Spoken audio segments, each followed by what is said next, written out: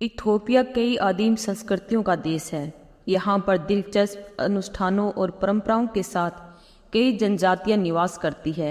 इनमें से एक है बोदी जनजाति, जिसके पुरुष आमतौर पर अधिक वजन वाले होते हैं क्योंकि वे बड़ी मात्रा में शहद का सेवन करते हैं। इस समुदाय में वजन का महत्व इतना ज्यादा है कि एक समारोह का आयोजन कर सबसे मोटे व्यक्ति को चुना जाता है और उसे जीवन भर की प्रसिद्धि, सम्मान और मनपसंद लड़की से शादी करने की पूरी आज़ादी मिल जाती है।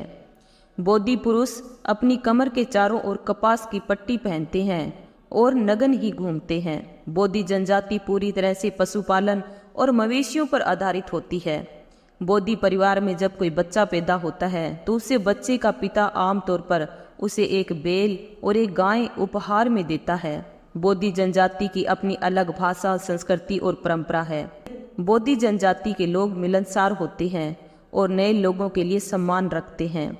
बोधी जनजाति की आबादी लगभग 10,000 के आसपास है। बोधी अपने कई सांस्कृतिक समारोह में पशु बलि का उपयोग करते हैं। मवेशी उनकी सामाजिक और आर्थिक आजीविका के लिए बहुत महत्वपूर्ण है। बोधी समुदाय गायों को दुल्हन को दहेज के रूप में प्रदान करते हैं। इसके अलावा गाय बोधी जनजाति के जीवन का आधार होती है, जिससे ये लोग दूध, दही, घी, मक्खन, गोमूत्र, गोबर और रक्त प्राप्त करते हैं। बोधी जनजाति का पारंपरिक नेता कोमोरो होता है, जो पूरे समुदाय का जिम्मेदार होता है और जिसके आदेश को पूरा बोधी समुदाय देवता की तरह मानता है। वह ताउम्र एक मनके के मोतियों का हार पहनता है।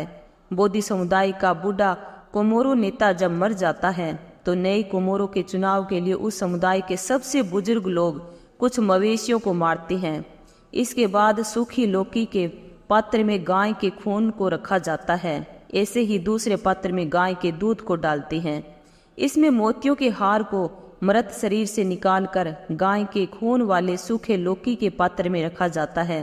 उसके बाद उन मोतियों को फिर से खोलकर एक नए डिजाइन में तैयार किया जाता है।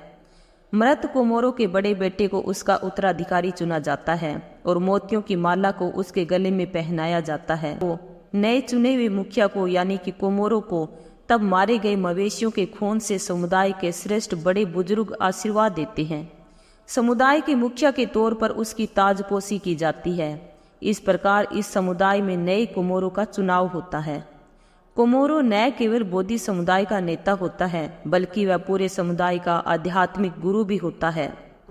हर साल जून या जुलाई में बोधी समुदाय के लोग कायल समारोह मनाते हैं, जिससे नए साल की शुरुआत होती है। यहाँ जो शख्स सबसे मोटा होता है उसके साथ जिंदगी भर हीरो जैसा सलूक किया जाता है। सबसे मोटे शख्स की तलाश में यहाँ पर 6 महीने पहले एक प्रतिस्पर्धा का आयोजन किया जाता है। इसमें हिस्सा लेने के लिए हर घर से एक कुंवारे मर्द को भेजा जाता है, जिसे कई महीनों तक खून और दूध पिलाया जाता है, जिससे कि उनका वजन बढ़ जाए। प्रतिस्पर्धी के परिवार की महिलाएं हर सुबह इनके लिए बांस के बर्तन में गाय का खून और दूध लेकर आती है, जिन्हें मिलाकर पिया जाता है। इस दौरान प्रतिस्पर्धी अपने शरीर को ढकने के लिए मिट्टी और राख का इस्तेमाल करते हैं।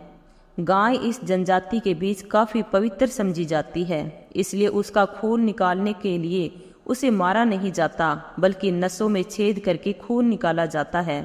इसके बाद मिट्टी की मदद से गाय के घावों को भर दिया जाता है। कायल समारोह की तारीख कोमोरो तय करता है, यानी कि उनके मुखिया तय करते हैं।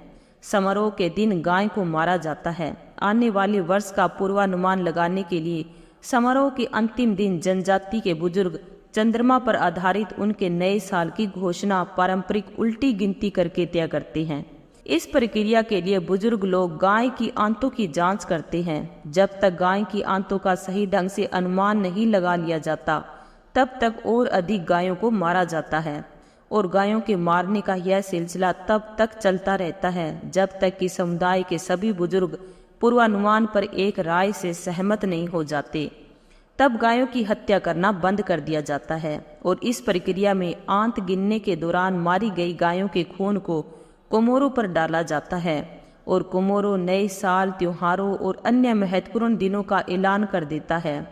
इसके बाद अविवाहित बोधी समुदाय के पुरुष जो मोटा होने की प्रतियोगिता में भाग लेते हैं उन्हें कोमोरो और समुदाय के बुजुर्गों के सामने से गुजरना होता है।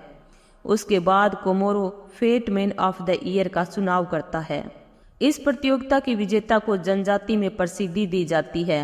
इस पूरे अनुष्ठान के दौरान पुरुष एक हेडबैंड भी पहनते हैं जिसमें एक पंख होता है। जनजाति की महिलाएं बकरी की स्कर्ट पहनती है और इस फेस्टिवल में जीतने वाले शख्स को उसके मनपसंद की लड़की से शादी करने की आज़ादी रहती है। बोधी जनजाति में लंबी कमर वाली लड़कियों को खूबसूरत कहा जाता है। फेस्टिवल के अंत में गाय की बलि दी जाती है जिसके लिए पवित्र पत्थर का इस्तेमाल होता है। कार्यक्रम के दौरान मर्दों को राख और मिट्टी से नहलाया जाता है। इसके बाद दावत का इंतजाम किया जाता है जिसमें महिलाएं एक विशेष नृत्य का प्रदर्शन करती है जिसे हेट कहा जाता है। शादी में पिता अपने बेटे को 10 गाय और दुल्हन के परिवार को 30 से 36 गाय दहेज के रूप में देता है। बोधी जनजाति में शिकार पर जाने से पहले समुदाय के पुरुष अपने समाज के तंत्र मंत्र और टोना टोटका करने वाले जादूगर से पूछते हैं कि उन्हें शिकार पर जाना चाहिए या नहीं और क्या शिकार पर जाना उनके लिए भाग्यशाली होगा या नहीं। शिकार के दौरान यदि कोई व्यक्ति शेर या भैंस जैसे बड़े जानवर को मारता है तो उसे मारे गए शेर और भैंस की खाल और सींग के साथ वापस लौटना पड़ता है। शिकारी का पिता फिर एक गाय का वध करता है जिसके बाद उस शिकारी को समुदाय से बड़े आशीर्वाद मिलते हैं।